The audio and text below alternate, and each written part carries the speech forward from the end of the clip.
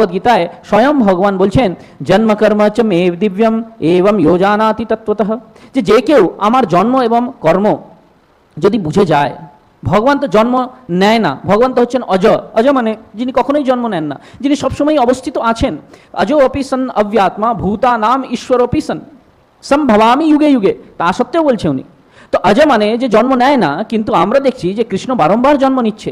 আমরা কৃষ্ণের জন্ম প্রত্যেক বছর আমরা সেটা আয়োজন অনুষ্ঠান করছি। সেটা বেদ বলছে এটা না তস্য কার্যম করণম চ বিদ্যতে, যে পরম পুরুষোত্তম ভগবানের জন্য কোনো কাজ নেই, ওনাকে কিচ্ছু করার প্রয়োজন নেই। কেনই তিনি বা করবেন? অসংখ্য অসুরের সংহার করছেন, কিন্তু এই সব ধরনের অসুর যারা ছিলেন এদেরকে তো সেই পরম পুরুষোত্তম ভগবান সেখানে যদি নাও থাকতেন তাও এদের সংহার হয়ে যেত।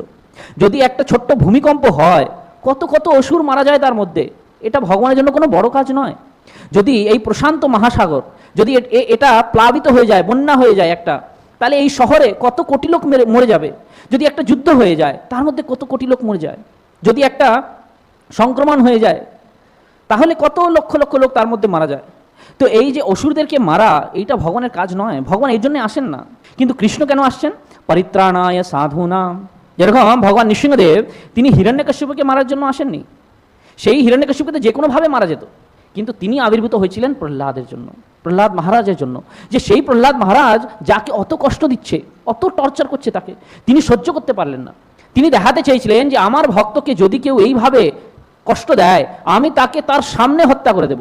এটা হচ্ছে তার কারণ, ওনার আসার একমাত্র কারণ। তিনি কিন্তু হিরণ্যকশ্যপকে মারার জন্য আসেননি, তিনি কেবলমাত্র আবির্ভূত হলেন প্রহ্লাদ মহারাজকে উৎসাহ প্রদান করার জন্য। এই জন্যে ভগবান বলছেন কন্তেয়া প্রতি জানি হি নামে ভক্তা প্রণশ্যতি, যে হে অর্জুন তুমি এটা ঘোষণা করো, আমার প্রিয় অর্জুন তুমি এটা ঘোষণা করো যে আমার ভক্ত তার কখনোই নাশ হয় না। এই জন্যে ভগবান আসেন।